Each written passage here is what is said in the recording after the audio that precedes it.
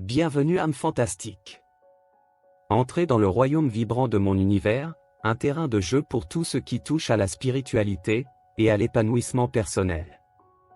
Préparez-vous à un voyage exaltant, au cours duquel, je ne me contenterai pas de partager avec vous ma passion sans limite de notre but sur Terre, mais je vous dévoilerai également les secrets d'une vie qui n'est pas seulement complète et parfaite, mais carrément extatique.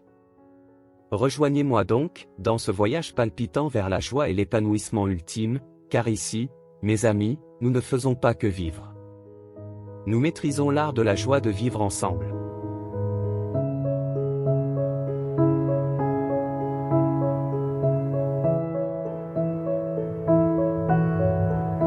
Notre divinité intérieure. 6e partie. L'histoire de la petite âme. Mes amis, aujourd'hui, je vais vous transporter dans l'histoire incroyable de la petite âme que nous sommes. Attachez-vous bien, car dans ce récit, vous allez découvrir que la vie n'est pas simplement une série d'événements, mais une expérience époustouflante, où vous allez comprendre qu'il faut apprendre à éviter les étiquettes et les jugements que nous portons sur les situations. Nous devons plutôt comprendre que chaque personne et chaque situation sont autant de clés pour déverrouiller notre croissance intérieure. Ouvrez grand vos cœurs mes amis, car dans chaque expérience, même la plus sombre, ou même dans les calamités de notre existence, repose un trésor inestimable. Il fut un temps où j'étais une petite âme, consciente de ma nature lumineuse. Je rayonnais de beauté, connaissant ma magnificence. Cependant, au sein d'un royaume où chaque âme brillait de la splendeur divine, je me retrouvais comme une chandelle au soleil. Entouré de tant de lumière, je ne pouvais me voir, ni ressentir ma véritable essence. Pas de diversité, pas de contraste dans ce royaume. Alors je criais. Je suis lumière. Je suis lumière. Mais bien que je susse que j'étais une lumière, et le criais, cela ne remplaçait pas l'expérience de la lumière. Dans le royaume non physique où je vivais, il n'y avait que de la lumière, que des âmes aussi splendides que moi, et qui brillaient de toute leur grandeur et beauté. Chaque âme était une lumière, chaque âme était magnifique, et chaque âme luisait de la beauté de Dieu. Alors, ma soif de connaissance grandissait. Je voulais faire l'expérience de moi-même. Ainsi, animé par une soif insatiable de connaissance de soi, un jour, Dieu me fit une révélation transcendante. Il me dit : « Sais-tu, ma petite, ce que tu dois faire pour satisfaire ton aspiration ? » Alors je lui réponds. Quoi Dieu ? Quoi Dieu ? Je ferai n'importe quoi pour savoir qui je suis. Alors Dieu me dit. Ma petite, pour satisfaire ton aspiration, tu dois te séparer de cette grande lumière, et invoquer l'obscurité sur toi. Curieuse, je lui demandai. Qu'est-ce que l'obscurité, ô divin ? Et alors Dieu m'expliqua. C'est ce que tu n'es pas. Le contraire de toi. Tu dois l'expérimenter pour le comprendre. Ainsi mes amis, pour goûter pleinement à la lumière en moi, je pris mon courage et m'aventurai dans un autre royaume, la terre verte de Dieu appelée planète Terre. Là, j'avais le pouvoir d'inviter toutes sortes d'obscurités dans mon expérience. Maladie, douleur, peine, chagrin, pauvreté, grosso modo tout ce qui est négatif. Tout le contraire de moi. Parce que tout le positif, je vous rappelle, je connaissais déjà, lorsque j'étais dans le non-physique. L'amour, la joie et l'abondance sont ma vraie nature. Sur Terre, c'était l'occasion pour moi, d'invoquer, par exemple, la maladie et de recouvrir la santé immédiatement. Parce que je possédais le pouvoir. Oui, mes amis, venir sur Terre était une occasion en or. Si je voulais apprécier l'amour, la joie et l'abondance que je suis, je devais connaître la peur, la tristesse et la misère. Dans le négatif, il y a de la croissance parce que ça me permet d'aller vers le positif. Alors, au cœur de cette obscurité que j'avais tant invoquée, j'oubliais qui j'étais. Je sentais en moi souffrance, douleur et maladie. Un jour, une âme éclairée me rappela que Dieu existait et que j'étais autrefois une lumière. Alors fort de cette connaissance, au milieu des ténèbres, je criai. Dieu, pourquoi m'as-tu abandonné? Pourquoi je suis dans la misère et la souffrance? Et la réponse de Dieu résonna dans l'obscurité. Je suis toujours fidèle à toi, ma petite âme. Si tu veux te connaître, sois une lampe dans l'obscurité, ne la critique pas. Ne la maudis pas non plus. Fais de ta plus grande épreuve dans l'obscurité, ton plus grand triomphe dans la lumière. Car l'expérience que tu crées est une affirmation de qui tu es. Et de qui tu veux être. Je demandai alors à Dieu, perplexe. Mais Dieu, qui suis-je vraiment? Et Dieu répondit. Rappelle-toi à chaque instant de ta réalité la plus élevée. Tu es une lumière. Tu fais partie de moi. Alors, des années après ma transition dans le non-physique, Dieu vint à moi avec une proposition incroyable. Et il me dit, tu peux choisir d'être une autre partie de moi, n'importe laquelle, celle que tu veux. Tu es l'absolue divinité qui fait l'expérience d'elle-même. Tu peux être, faire et avoir tout ce que tu veux. Oui ma petite, tu peux être, faire et avoir tout ce que tu veux. Empli de curiosité, je demandai à Dieu, de quel aspect de la divinité je peux faire l'expérience maintenant. Et Dieu me répondit. Tu as le choix. Oui, tu peux expérimenter n'importe quel aspect de la divinité, en toi, en tant que toi, et par mon intermédiaire. Le plus beau cadeau que je t'ai fait est de choisir. Oui, je t'ai donné le choix. D'accord Dieu, je choisis alors le pardon. Je veux expérimenter moi-même cet aspect de toi, appelé le pardon complet.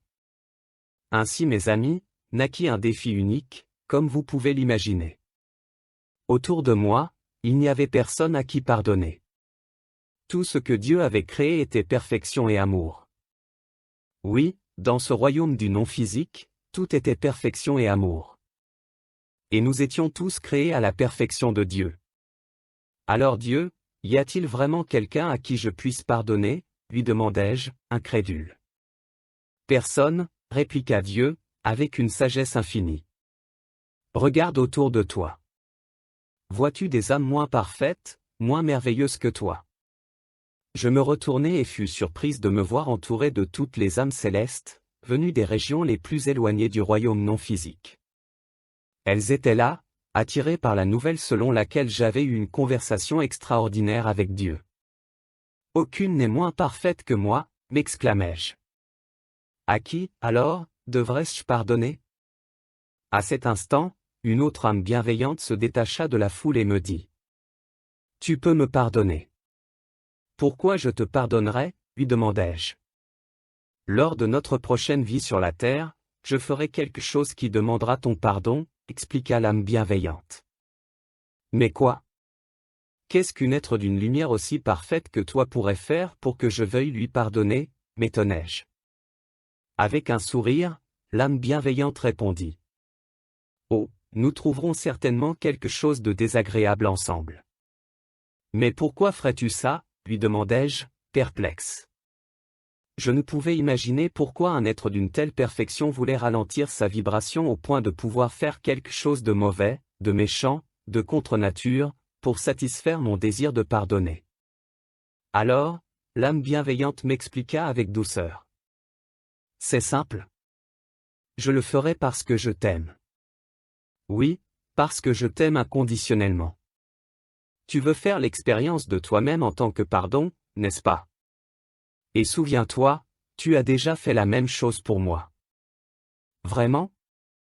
Demandai-je. Bien sûr. Nous avons été tous cela, toi et moi.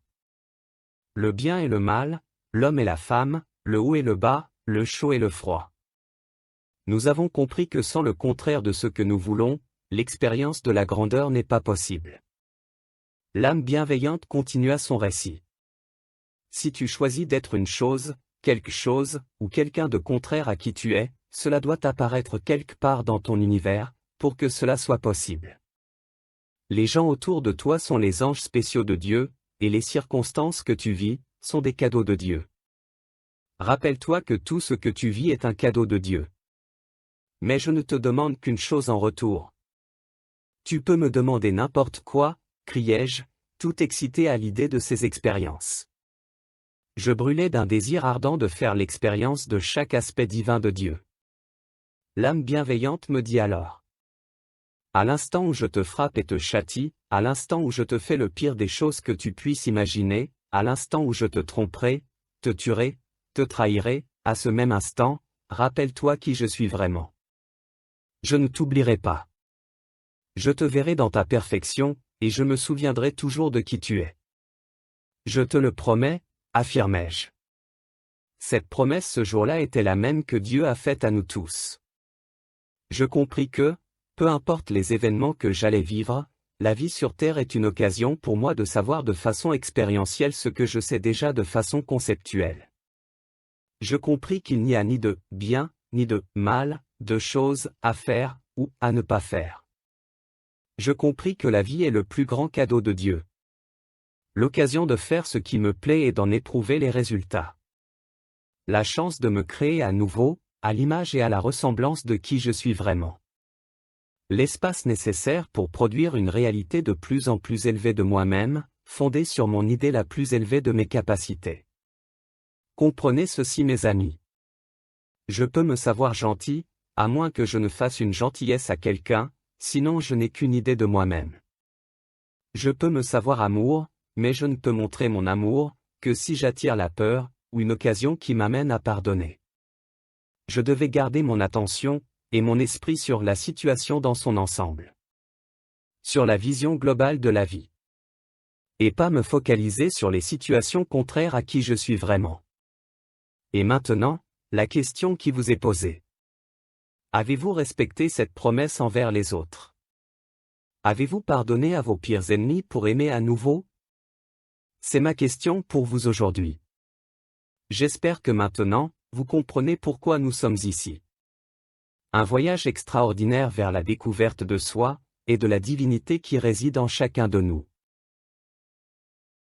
Alors mes amis, voici venu le temps de mon beau message, vous qui cherchez comment faire pour vous sentir bien chaque jour, mais aussi vivre la grandiosité de cette existence. Unissons-nous dans cet incroyable voyage, vers la libération de notre potentiel le plus complet. Rejoins-moi pour embrasser non seulement un but, mais un mode de vie qui s'épanouit en cultivant l'amour, la joie et la gratitude. Ensemble, nous créerons un monde où l'abondance et l'épanouissement personnel ne sont pas des rêves lointains, mais des réalités vibrantes. Mes amis, devenons ensemble les architectes de notre destin et façonnons un avenir qui dépasse même nos imaginations les plus gigantesques. Je vous suis immensément reconnaissant de votre présence ici, de partager votre temps et votre attention. Si vous avez trouvé de la valeur à ce contenu, n'hésitez pas à rejoindre notre communauté, pour bénéficier d'un contenu plus inspirant qui alimentera notre quête d'une existence plus lumineuse et plus belle. Votre soutien compte beaucoup pour moi.